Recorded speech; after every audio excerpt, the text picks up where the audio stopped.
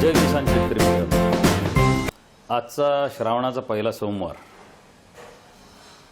आणि एका वेगळ्या अर्थाने मान्सूनमध्ये म्हणजे मोसमी पावसामध्ये श्रावणाचं वेगळं महत्त्व आहे. कारण श्रावण हा महिना शेतकऱ्यांसाठी आनंदाचा महिना असतो. हा सणांचा महिना असतो. वेगवेगळे सण, उपासना, नैमित्तिके, आराधना, चिंतन हे या महिन्याचं वैशिष्ट्य आहे. श्रावण मासी हर्षमानसी हिरवळ दाटे चोहीकडे ही बालकवींची अगदी प्रसिद्ध कविता आहे, ज्याच्या त्याच्या ओठावर आहे. आणि अशा श्रावणामध्ये प्रवेश करताना सोमवार हा पहिला दिवस आला आहे. आणि तुम्हाला माहिती आहे की जितके सोमवार श्रावणामध्ये येतात त्या सोमवारी शिवामूठ वाहण्याची पद्धत आहे. म्हणजे शिवाला काही विशिष्ट प्रकारचं धान्य अर्पण केलं जातं. लौकिक अर्थानं ही भक्ती असली तरी तांत्रिकदृष्ट्या एका गोष्टीचा प्रकर्षाने विचार केला पाहिजे की वेगळ्या वेगळ्या बियांचं संगोपन, संवर्धन, सांभाळून ठेवणे ह्या शेतीतल्या ज्या अनिवार्य गोष्टी आहेत, ह्या सर्व गोष्टींना चालना देणारं किंवा ह्या गोष्टींचं जतन करणारं ही पद्धत आहे, हे आपण लक्षात घेतलं पाहिजे. 5 प्रकारचे शिवामुठे असतात. पहिल्या सोमवारी शिवाला तांदूळ अर्पण केला जातो. दुसऱ्या सोमवारी तीळ अर्पण केले जातात. तिसऱ्या सोमवारी मूग अर्पण केला जातो. चौथ्या सोमवारी जव अर्पण केले जातात. आणि जर 5वा सोमवार आला तर शिवाला सातूचं पीठ म्हणजे सर्व धान्यांचं एकत्रित केलेलं पीठ डाळव्यासह अर्पण केलं जातं. हे बारकाईने जर विचार केला तर मी सहज विचार करत होतो की नुकतंच जे वेगळे आंतरराष्ट्रीय करार पर्यावरणाबद्दल, शेतीबद्दल, औद्योगिक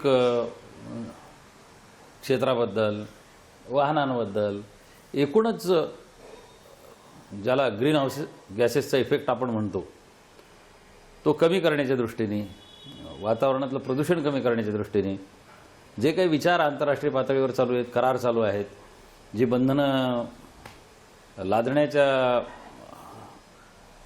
गोष्टी सध्या केल्या जात आहेत, ह्या सगळ्यांमध्ये एक वैशिष्ट्यपूर्ण गोष्ट आहे. पॅरिस ॲग्रीमेंटमध्ये काही अतिशय स्ट्रिंजंट ठराव ज्याला म्हणतात, फार कठोर निर्णय घेण्याची वेळ आली आहे असं सगळ्या देशांनी मान्य केलं. आणि ह्याच्यामध्ये जी प्रकर्षाने एक बाब पुढे आली ती ग्रीन वॉटर क्रॉप्स म्हणजे पावसाच्या पाण्यावर येणारी पिकं यांना महत्त्व द्यायचं आहे. मग याची विशिष्ट मार्केट तयार होऊ शकते का? याच्या बाजारपेठा निर्माण होऊ शकतात का? या बाजारपेठातल्या अशा पिकांना मागणी असेल का? या दृष्टीने संघटन आपल्याला करता येईल का? मान्सूनच्या ह्या सगळ्या परिस्थितीमध्ये म्हणजे मान्सूनचं जे अतिशय ॲब्सर्ड बिहेवियर आहे, खूप जास्त पाऊस म्हणजे अगदी ढगफुटी किंवा अतिशय मोठे पडणारे गॅप्स, टंचाई सदृश्य परिस्थिती निर्माण होणे, हे दोन्ही जे प्रकार आहेत ह्यामध्ये ह्या कराराचं महत्त्व काय आहे आणि ह्या कराराचा वापर भारतीय शेतीला कसा होऊ शकतो? काही गोष्टींकडे आपण सकारात्मक दृष्टीने पाहिलं पाहिजे. आणि शेतीमध्ये बंधने येताना शेती क्षेत्राव्यतिरिक्त अनेक लोक, कारण बऱ्याचशा गोष्टी इंग्रजी माध्यमातून असतात, शेतकऱ्यांना समज आहे पण भाषा माहिती नाही, आणि शेतकऱ्यांच्या दैनंदिन व्यवहारामध्ये या गोष्टी वाचण्यात येत नाहीत. यामुळे काय होतं की नेमका ह्याचा फायदा तोटा काय आपल्याला समजत नाही. आणि बऱ्याच वेळा मग अशी मांडणी केली जाते की भारतीय शेती संकटात येणार आहे, भारतीय शेतीला समस्या येतील. पण मला असं वाटत नाही, कारण आपला शेतीचा 5000 वर्षांचा इतिहास आहे. शिवामुठीचं उदाहरण तुम्हाला मी अशासाठी सांगितलं की सुरुवातीलाच एक गोष्ट आपण लक्षात घ्यावी की green water, grey water, blue water असं या पाण्याचं वर्गीकरण केलं गेलेलं आहे. ग्रीन वॉटर म्हणजे पावसाचं पाणी आणि ब्ल्यू वॉटर म्हणजे विहिरीत साठवलेलं पाणी तुम्ही किंवा धरणांमध्ये साठवलेलं पाणी, वेगळ्या वेगळ्या माध्यमांमधलं शेततळ्यांमधलं पाणी याला ब्ल्यू वॉटर असं संबोधन दिलं गेलेलं आहे. आणि ब्ल्यू वॉटरसुद्धा वापरू नये, ब्ल्यू वॉटरपर्यंत जाण्याची वेळ येऊ नये आणि ह्या पाण्याच्या वापराशिवाय संवर्धन केलं जावं तर निसर्गामध्ये कमीत कमी अल्टरेशन होईल, इंटरफेरन्स होईल आणि प्रदूषणाचा धोका कमी राहील, मानवजातीचं भविष्य उज्ज्वल राहील, अशी धारणा यामागे आहे. मग जेव्हा आपण संपूर्ण शेतीचा आणि तंत्राचा विचार करतो त्यावेळेला आपल्या देशाचं वैशिष्ट्य आपल्या लक्षात येतं. आपला उष्णकटिबंधीय देश आहे आणि इथे अनेक प्रकारची पिकं, अनेक प्रकारच्या वनस्पती, अनेक प्रकारचे वृक्ष आपल्याकडे आहेत. वैशिष्ट्यपूर्ण असं हवामान आहे. तुम्ही दर गुरुवारी येणारा अभिजित घोरपडे सरांचे एपिसोड पाहत असाल, पाहिले नसेल तर आवर्जून बघा की त्यांनी यामध्ये उष्णतेचा संबंध काय आहे, भारताचं हवामान वैशिष्ट्यपूर्ण कसं आहे याचं तांत्रिक विवेचन घोरपडे सर करत असतात. आणि ते बघितल्यानंतर तुमच्या लक्षात येईल की जगाच्या तुलनेमध्ये आपलं हवामान वैशिष्ट्यपूर्ण आहे. आपल्या हवामानाचे पावसाप्रमाणे एकूण 36 झोन केलेले आहेत. भारताचे 36 हवामान प्रकार आहेत आणि ह्या 36 हवामान प्रकारामध्ये वेगळ्या वेगळ्या प्रकारचा पाऊस पडतो, वेगळ्या वेगळ्या प्रमाणात पाऊस पडतो, वेगवेगळ्या स्वरूपात पाऊस पडतो. अगदी काही भागामध्ये देशाच्या 1 महिन्याहून कमी तर काही भागामध्ये 6 महिन्या इतका किंवा त्यापेक्षा थोडा जास्त असा पाऊस पडतो. हे जे 36 हवामान विभाग आहेत ह्यामध्ये वेगळ्या वेगळ्या पिकांचा इतिहास आपल्याकडे आहे आणि ह्या पिकांचा केवळ इतिहास नाही तर ह्यांच्या संघटित व्यापाराचा इतिहास आपला आहे. सुवर्णयुग जे आणलं ते ह्या वेगळ्या वेगळ्या हवामान प्रकारात येणाऱ्या वेगळ्या वेगळ्या पिकांच्या व्यापारामधून आपल्याकडं हे सुवर्णयुग आलेलं होतं. असं सांगितलं जातं की भारतामध्ये मंदिरांमध्ये 6.5 लाख टन सोनं साठवलं गेलेलं आहे आणि हे सुवर्णयुगातलं सोनं जे आहे ते मसाल्याचे पदार्थ, वेगळ्या वेगळ्या प्रकारची तेलं, सुगंधी पदार्थ, सिल्क, कापूस, ह्या डाळी वेगळ्या वेगळ्या प्रकारच्या, काही औषधी उत्पादनं, रानातल्या वेगळ्या वेगळ्या भाज्या, त्यांची वाळवणं, ह्या सगळ्या प्रकारांमधून हा पैसा भारतामध्ये आला होता. आणि त्याचे अनेक पुरावे आहेत. तुम्ही यूट्यूबवर, इंटरनेटवर सर्च करून बघू शकता की हा व्यापार काय साईजचा होता, तो कुठल्या देशांशी होत होता, त्याचे रस्ते कुठले कुठले होते. आणि म्हणून मला एक आत्मविश्वास आहे आणि मी तुम्हाला सांगू इच्छितो की आपण सगळे मिळून याचा अभ्यास करायला पाहिजे की ज्या वेळेला अशी भीती दाखवली जाते की फार कडक नियम येणार आहेत. कडक नियम काय येणार आहेत की मान्सून परिस्थितीमध्ये विचारपूर्वक शेती करणारा हा देश आहे. आणि ग्रीन वॉटर क्रॉप्सचं महत्त्व काय आहे? तुम्ही विचार कराल की धरणं न बांधता, विहिरीचा पाण्याचा उपयोग न घेता, शेततळ्यातलं पाणी न वापरता घेतली जाणारी पिकं ही वैशिष्ट्यपूर्ण कशी?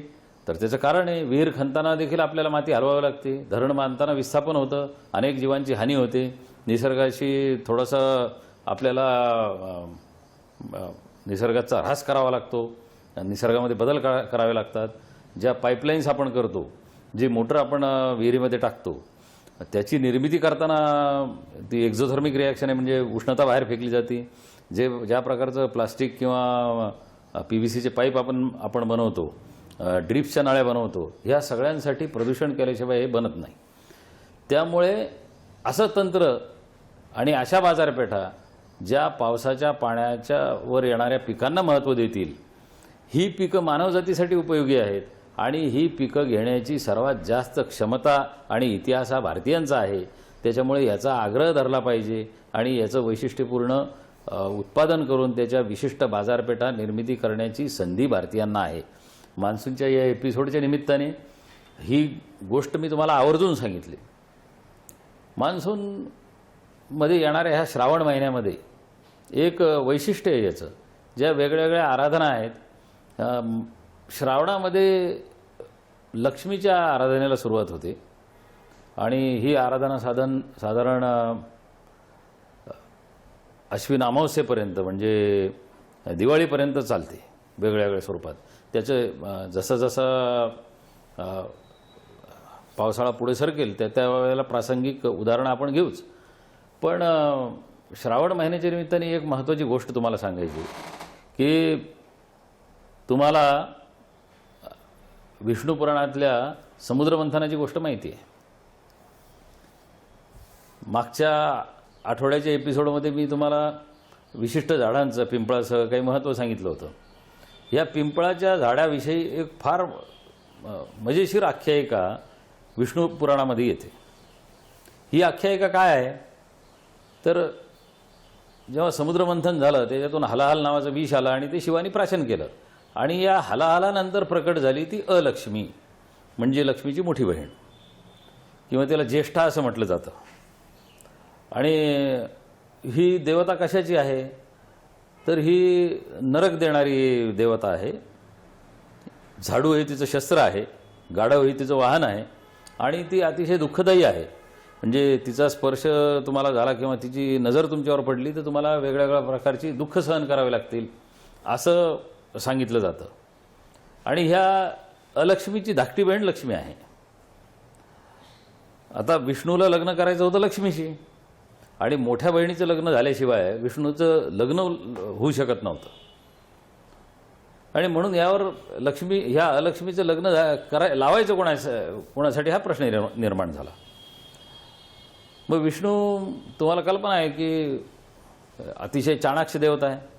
दुस्सह नावाचे एक मुनी अनेक युग विष्णूची तपश्चर्या करत होते. विष्णूंनी अनेक वेळा प्रकट होऊन त्यांना दर्शन दिलं आणि त्यांना मागितलं तर एकच वर मागायचे की हे भगवान तुझं आणि माझं नातं निर्माण व्हावं. आणि विष्णू भगवान म्हणजे ठीक आहे, वेळ आल्यावर तुझं आणि माझं नातं निर्माण होईल. आणि ज्या वेळेला अलक्ष्मीचं लग्न लावायची वेळ आली त्यावेळेला अत्यंत संन्यस्त परिस्थितीमध्ये तपस्वी अवस्थेमध्ये राहणारा हा दुस्सह मुनी की जे अंगावर वल्कली नेसून राहायचे आणि अतिशय कमी अन्न ग्रहण करायचे, पूर्ण तपस्वी स्वरूपात राहायचे, त्यांच्याशी अलक्ष्मीचं लग्न लावून देण्याचं ठरलं. आणि विष्णूंनी सांगितलं की या निमित्ताने तुझं आणि माझं नातं तयार होईल. आता ही जी अलक्ष्मी आहे त्या अत्यंत संन्यस्त आणि वनात राहणाऱ्या ह्या मुनीला सुद्धा त्या अलक्ष्मीपासून त्रास व्हायला लागला. आणि जिला ज्येष्ठाही म्हटलं जातं कारण ती लक्ष्मीची मोठी बहीण आहे. दक्षिणेमध्ये तिचं मंदिरही आहे. तर ह्या दुस्सह मुनींनी काय केलं की ह्या अलक्ष्मीला तिचा सगळा त्रास पाहून आणि तिच्यापासून होणारा त्रास पाहून तिला पिंपळाच्या वृक्षाखाली स्थापित केलं. आणि लोकांना सांगितलं की जो कोणी या पिंपळाच्या झाडाला हात लावेल त्याच्यामागे ही अलक्ष्मी लागेल. त्यामुळे पिंपळाचं झाड तोडायचं नाही असा संकेत आला. यामुळे अलक्ष्मी तुमच्या मागे लागणार आहे. आणि गुरुवारशिवाय पिंपळाच्या झाडाला स्पर्श करायचा नसतो. आणि धार्मिक मान्यतेमध्ये गुरुवारी कुठलाही वृक्ष तोडायचं नसतं, वृक्ष हानी करायची नसते. म्हणजे ह्या आख्यायिका किंवा हा विचार सगळा कशाच्या भोवती आहे तर मान्सूनमध्ये मान्सूनची परिस्थिती चांगली राहावी, वातावरण चांगलं राहावं आणि शेतीसाठी योग्य परंपरांचं जतन व्हावं हा एक विचार पूर्वापार माणूस करत आलेला आहे. आणि त्याच्यातलाच हा एक भाग आहे की ह्या वृक्षांचं जतन केलं जावं. अनेक वृक्षाची महत्त्वाची वृक्ष आहेत की बिल्व म्हणजे बेल हे लक्ष्मीचं अत्यंत आवडतं वृक्ष आहे आणि ती स्वर्गातून त्याला घेऊन आली असं सांगितलं जातं. तर शैवपंथीय लोक शिवाला बिल्व अर्पण करतात. म्हणजे दोन्हीही पंथ जे प्रमुख पंथ होते त्यांच्यात वादही होता, तुम्हाला कल्पना आहे. ह्या सगळ्या वादांमध्येच देखील बेलाचं महत्त्व कमी झालं नाही. ते लक्ष्मीलाही अर्पण केलं जातं. ज्याला म्हणजे जे वैष्णव लोक आहेत त्यांच्याही विचारांमध्ये याला महत्त्व दिले गेले आणि शिवविचारांमध्ये म्हणजे शैव विचारांमध्ये सुद्धा बेलाला महत्त्व आहे. म्हणजे एकूण काय तर पर्यावरणाचा विचार करताना वड, पिंपळ, बेल, पळस की तुम्हाला कल्पना आहे की पळसाच्या फुलाच्या रंगापासून श्रीकृष्णांनी होळी खेळायला सुरुवात केली असं सांगितलं जातं. उंबराला दत्ताचं स्थान आहे असं सांगितलं जातं. म्हणजे प्रत्येक महत्त्वाच्या वृक्षाला कुठल्या तरी देवतेचं नाव देऊन, महत्त्व देऊन, तपश्चर्याचं स्थान त्याला गृहीत धरून किंवा असा संकेत निर्माण करून ह्या वृक्षांचं जतन करण्याची परंपरा आहे. त्यामुळं संपूर्ण मान्सूनचा विचार करताना ही जी विचार पद्धती आहे याच्यातलं विज्ञान आपण शोधत राहिलं पाहिजे आणि याच्यातल्या वैज्ञानिकतेचं जतन करायला पाहिजे. याच्यातली रंजकता लक्षात घेऊन याच्यातली विज्ञान निष्ठता आपण वाढवायला पाहिजे आणि तिचा विचार करायला पाहिजे. हा विचार अशासाठी करायचा आहे की इथं शेती करताना आम्ही यशस्वी होतो आणि इथं शेती करताना आम्हाला समस्या येत आहेत. तर ह्या समस्या काय येत आहेत ह्या समस्या येऊ नये म्हणून आम्ही काय करायला पाहिजे याचा विचार बारकाईने आपण करायला पाहिजे. मी हे आवर्जून तुम्हाला सांगतो, कारण हे निर्विवाद सत्य आहे की या देशामध्ये जी शेती केली जात होती, ह्या शेतीमुळं आपला देश वैशिष्ट्यपूर्ण होता. आज GDPचा काउंट आपण करतो, 3% जास्त आपलं एकूण जगाच्या GDP गेल्यानंतर आपल्याला अभिमान वाटतो. पण एक काळ असा होता की 60%हून अधिक GDP फक्त भारताच्या मालकीचा होता. आणि अनेक वैशिष्ट्यपूर्ण उत्पादनांमुळे आणि खास करून कृषी उत्पादनांमुळे हा देश वैशिष्ट्यपूर्ण होता. त्यामुळं ही वैशिष्ट्ये आपण लक्षात घेऊन इथून पुढच्या शेतीचा विचार केला पाहिजे, मान्सूनचा विचार केला पाहिजे. मित्रांनो, ह्या एपिसोडमध्ये जसं अलक्ष्मीचं प्रतीक पाहिलं आपण, तसं पुढच्या एपिसोडमध्ये आपण लक्ष्मी ही जी देवता आहे तिच्या संबंधीची प्रतीकचिन्ह आणि तिच्या संबंधीचे विचार काय आहेत आणि शेतीतलं तिचं महत्त्व काय आहे, शेतीमध्ये केला गेलेला विचार काय आहे लक्ष्मीबद्दलचा, याबद्दल आपण चर्चा करूया. पण मागच्या एपिसोडमध्ये मी तुम्हाला सांगितलं होतं की शेती ही परिसंस्था आहे. म्हणजे ह्याच्यामध्ये सजीव आणि निर्जीव दोन्ही घटक आहेत, जैविक अजैविक दोन्ही घटक आहेत आणि ह्या दोन्ही घटकांची मिळून ही परिसंस्था बनते. याच्यामध्ये जीवाणू आहेत, याच्यामध्ये विषाणू आहेत, याच्यामध्ये फंगसेस आहेत म्हणजे बुरशी आहे, याच्यात वनस्पती आहेत, याच्यात तणही आहे आणि मुख्य पीकही आहे, माणूस आहे, पक्षी आहेत, प्राणी आहेत आणि ह्या सगळ्यांची मिळून ही परिसंस्था बनलेली आहे. ह्या परिसंस्थेचं संतुलन कायम ठेवलं आणि संतुलन व्यवस्थित राहिलं तरच अपेक्षित रिझल्ट ज्याला म्हणतो आपण किंवा कमी खर्चाची शेती करणं आपल्याला शक्य होतं, हे आपण लक्षात घेतलं पाहिजे. आणि ही जाणीव आपल्या पूर्वजांना होती का? होती. मी मागे तुम्हाला पक्ष्यांचं उदाहरण सांगितलं की दैवात शिंपून पक्ष्यांना निमंत्रण देण्याची पद्धत होती. तशी श्रावणामध्ये एकदा आंतरमशागत झाली,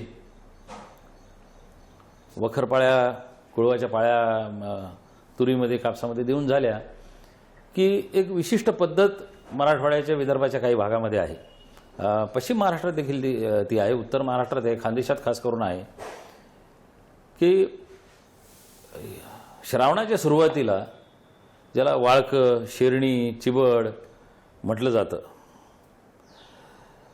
ह्या वेलींना काकडीसारखी फळं येतात आणि ही काकडीसारख्या फळांचं बी लावण्याची पद्धत आहे आणि ह्या वेली मग आंतरपीक म्हणून वाढीला लागतात. काही भागांमध्ये जिथं मान्सूनला लवकर सुरुवात होते तिथं सुरुवातीलाच हे बी लावलं जातं आणि खास करून या पिकांमध्ये लावलं जातं. मुगा जे लॉंग ड्युरेशनचे क्रॉप्स आहेत, कापूस किंवा तुरीसारखे, त्यामध्ये हे लावलं जातं. बारकाईने याचा विचार केला तर कीटकांबद्दल आपण मागे बोललेलो आहे की कीटकांची अनुभूती ही सार्वजनिक आहे, ती वैयक्तिक नाही.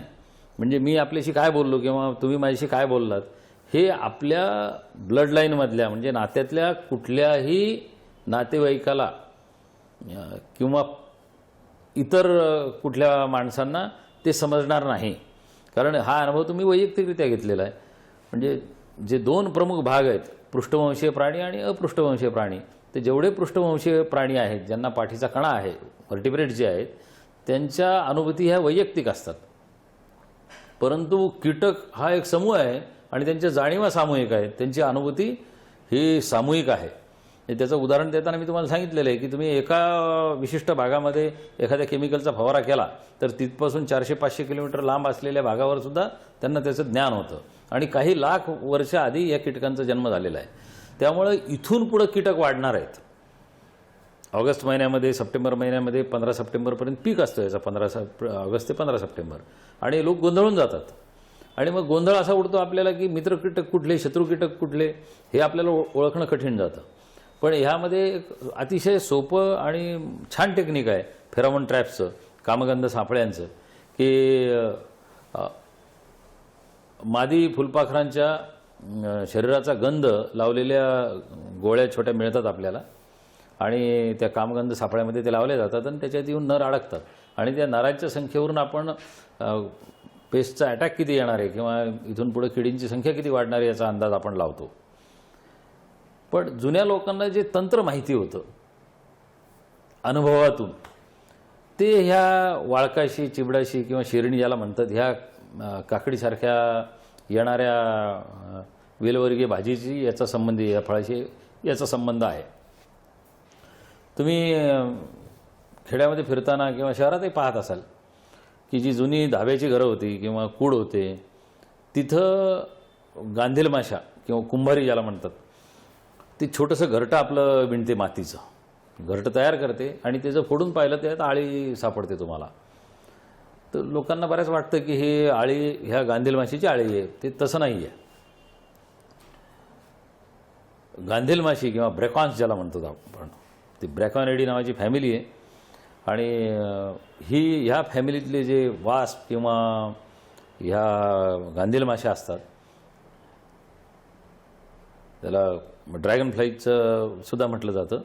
ह्या आळ्या पकडून आणतात आणि त्या आपल्या घरट्यामध्ये ठेवतात आणि त्यांना अंडी घालण्यासाठी ओव्हिपॉझिटर नावाची एक ट्यूब असते त्यांच्या शरीरात आणि ह्या ट्यूबनी त्या आळीच्या शरीरामध्ये ही अंडी सोडून देतात आणि ह्या अंड्यातून पिलं बाहेर आल्यानंतर सुरुवातीच्या काळामध्ये ह्या आळीच्या शरीरावर खाऊन ते गुजराण करतात त्यांची आणि मग उडून परत बाहेर जातात आणि पुन्हा त्यांचं खाद्य ह्या लेपिडोप्टेरा म्हणजे खास करून आळीवर्गीय ज्या किडी असतात ते त्यांचं खाद्य असतं म्हणून त्या गोळा करतात आणि निसर्गाचं संतुलन ठेवायला मदत करतात.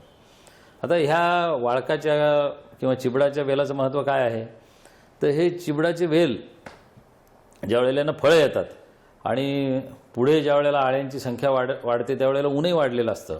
ऑक्टोबरच्या 15 सप्टेंबरनंतर ऊन वाढायला सुरुवात होते आणि त्यावेळेला ही फळं लागलेली असतात आणि ही फळं सडतात आणि त्याच्या भोवतीच्या मातीसुद्धा ओली होते.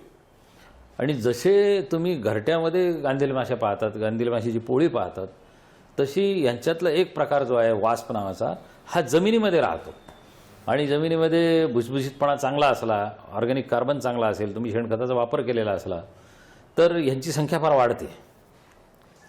आणि वास्प काय करतात की त्यांना लक्षात येतं की याच्यामध्ये हे जे चिबडं आहेत याच्यामध्ये वेगवेगळ्या प्रकारच्या फुलपाखरांच्या अंडी घातलेली असतात आणि त्यांच्या आळ्या तयार होतात आणि ह्या आळ्यांना वेचून घेऊन स्वतःच्या घरात जायला हे सुरुवात करतात वास्प. आणि बऱ्याच वेळा असं ऑब्झर्वेशन आहे की जिथं ही चिबडांची वेलं आहेत तिथं ह्या आळ्या वेचण्याचं प्रमाण ह्या ड्रॅगन फ्लायचं ह्या वास्पचं फार वाढतं आणि ते जमिनीमध्ये त्यांना त्या आळ्यांना घेऊन जातात, त्याच्यावर स्वतःची अंडी टाकतात आणि खूप जास्त प्रमाणावर त्यांचं मल्टिप्लिकेशन होतं. त्यांचं जीवनचक्र ह्या मान्सूनच्या ह्या विशिष्ट वेळेशी, या श्रावण भाद्रपद या महिन्यांशी संबंधित आहे, ऑगस्ट सप्टेंबर या दरम्यान. आणि म्हणून हे या बियाचं जतन केलं गेलं होतं. आपल्याला कल्पना आहे की यावर्षी पद्मश्री मिळालेल्या राहीबाई पिपेरेंनी खूप छान वनस्पतींचं बियाणांचा संग्रह केलेला आहे. मी अनेक शेतकरी मला भेटले ज्यांना बियाणांच्या संग्रहाची आवड असते. औरंगाबाद जिल्ह्यातल्या कन्नड तालुक्यामध्ये यावर्षी ज्यांना सेंद्रिय शेती कृषीभूषण पारितोषिक मिळालेलं आहे ते श्री अजय राजे जाधव नावाचे एक शेतकरी आहेत. त्यांच्याकडे सुद्धा अनेक वैशिष्ट्यपूर्ण बियांचं त्यांनी संकलन केलेलं आहे आणि ते पाहायला मिळतात. त्यांच्याकडे ह्या वेगळ्या प्रकारच्या शेरणीच्या, चिबडाच्या किंवा ह्या वाळकांच्या, काकडी वर्गीय भाजीच्या बियाणांचा संग्रह आहे. अशा बियाणांचा संग्रह आपण करायला पाहिजे. जुन्या काळात मडक्यांमध्ये हे बिया ठेवलं जायचं आणि ते शेतामध्ये कधी बांधावर कधी तुरीमध्ये वापरलं जायचं. जवळपास 5 ते 10 गुंठ्याच्या परिसरातल्या आळ्या वेचून आणण्याची क्षमता केवळ ही वेल लावल्यामुळे येते. हे आपण मान्सूनच्या या सगळ्या पद्धतीमध्ये लक्षात घेतलं पाहिजे. आणि माझी तुम्हाला विनंती आहे की आपण बारकाईने विचार करावा मान्सूनचा. ही मान्सूनमधल्या पद्धती काय आहेत, मान्सूनमध्ये पेरणी केली कशी जाते. मग आपल्या गावातले जे वृद्ध गृहस्थ आहेत, जुने पटकेवाले म्हातारे आहेत, ज्यांचं वय 80च्या पुढे आहे, 70च्या पुढे आहे, त्यांच्या वाडवडिलांनी त्यांना कशा प्रकारची शेती शिकवली, ते कशा प्रकारची शेती करत होते, त्यांचे संकेत काय होते, कुठली पिकं अनिवार्यपणे घेतली जायची, कुठल्या प्रकारच्या परंपरा त्यामध्ये होत्या, आणि यामधलं विज्ञान शोधायचं काम मान्सूनच्या निमित्ताने आपण केलं पाहिजे. या चर्चा आपण करत राहणार आहोत आणि यामधली रंजकता आपल्याला आपण शोधत राहू. यामधलं विज्ञान जास्त शोधलं पाहिजे आणि ह्या परंपरामधलं विज्ञान लक्षात घेऊन आपल्या शेतीची मजबूती आपल्याला त्याच्यातून लक्षात येईल आणि ही मजबूती लक्षात आल्यानंतर याचं मार्केटिंग करणे, याचं महत्त्व लोकांना समजून सांगणे, आपला आत्मविश्वास वाढवणे, या सगळ्यासाठी आपल्याला याचा फायदा होणार आहे. आत्ताचा काळ हा सध्या मान्सूनच्या विश्रांतीचा काळ आहे आणि अजून काही काळ, एखादा आठवडा मान्सून विश्रांती घेणार आहे. बरीच अँझायटी लोकांमध्ये आहे की हा पाऊस उघडला आहे, आता ऊन पडलं आहे, मध्य प्रदेशमध्ये वादळ येऊन गेलं. आजसुद्धा मध्य प्रदेशच्या आणि राजस्थानच्या सीमेवरती कमी दाबाचं क्षेत्र आहे, ते क्षीण होऊन जाईल येत्या 24 तासामध्ये. आणि 2 ते 3 दिवसानंतर साधारण उत्तर महाराष्ट्र आणि उत्तर मराठवाड्यामध्ये थोडी पावसाची शक्यता आहे. बुलढाणा अकोला जिल्ह्यामध्ये देखील पावसाची शक्यता आहे. विदर्भामध्ये थोडा पाऊस पडत राहील या काळामध्ये, कोकणात पाऊस पडत राहील. पण मध्य महाराष्ट्र आणि मराठवाड्याच्या बहुतांश भागामध्ये उघडीप राहील, पण फार तुरळक स्वरूपाचा पाऊस पडेल. ही परिस्थिती येत्या 2 ते 3 दिवसात बदलायला सुरुवात होईल आणि तुरळक पावसाला सुरुवात होईल. 12 ऑगस्ट नंतर मान्सून पुन्हा रिवाईव्ह व्हायची शक्यता आहे आणि 15 ऑगस्ट नंतर चांगल्या पावसाची अपेक्षा आपण करतो आहोत. ह्या वेळेला पडलेल्या गॅपमध्ये मागे तुम्हाला मी सांगितलं होतं त्याप्रमाणे लक्षात ठेवा, पोटॅशियम नायट्रेट म्हणजे 13,045 हा जो लिक्विड फर्टिलायझर खताचा ग्रेड आहे, याची साधारण 1 ते 2% या दरम्यान फवारणी तुम्ही करू शकता. यामुळे 5 ते 10 दिवसाचं कुशन तुम्हाला मिळू शकेल. पावसाचा ताण कमी करण्याला यांनी मदत होईल. हलकी मशागत करत राहणे. मी काही व्हिडिओ पाहिले की जसं सायकलवर चालणारी कोळपी तयार केली तशी काही लोकांनी स्कूटर आणि मोटरसायकल्स मॉडिफाय करून अंतर मशागतीची हलकी अवजार तयार केली आहेत आणि फार छान मेहनत यांनी होती. त्यामुळे काही भागात अतिवृष्टीने नुकसान झालेलं असलं तरी बऱ्याच शेतकऱ्यांनी यावर्षी फार छान पद्धतीने, वैशिष्ट्यपूर्ण पद्धतीने जोमाने पीक उभं केलं आहे. सरीवरंबा पद्धतीने फार मोठी लागवड सोयाबीनची झालेली आहे. कापसाची जी अपेक्षित लागवड होती ती उशीर झालेल्या पावसामुळे होऊ शकली नाही, परंतु सोयाबीनची पेरणी लक्षणीय वाढलेली आहे. या औरंगाबादसारख्या जिल्ह्यामध्ये जिथं 3,000 हेक्टरच्या आसपास सोयाबीन होतं तिथे यावर्षी ती पेरणी 25,000 हेक्टरच्या पुढे गेली आहे. नगर जिल्ह्यात ती पेरणी खूप वाढली आहे. नाशिक जिल्ह्यात सोयाबीनची पेरणी वाढली आहे आणि अपरंपरागत क्षेत्रामध्ये सोयाबीनची लागवड जास्त झालेली आपण पाहतो आहोत. माझी तुम्हाला विनंती आहे की तहान लागल्यावर विहीर खणण्यापेक्षा ह्यावर्षी बियाणं सांभाळून ठेवणे आणि छान पद्धतीने, म्हणजे काही लोकांनी मागच्या वर्षी ड्रीपवर रबी आणि उन्हाळी हंगामामध्ये सोयाबीनची लागवड केली होती, त्या प्रकारची लागवड करून बियाणाचं जतन करणं आवश्यक आहे. त्याची तयारी आपण आत्तापासून करायला पाहिजे. येत्या आठवड्यामध्ये आपण वॉटर बजेट नावाच्या चॅप्टरच्या अभ्यासाला सुरुवात करू.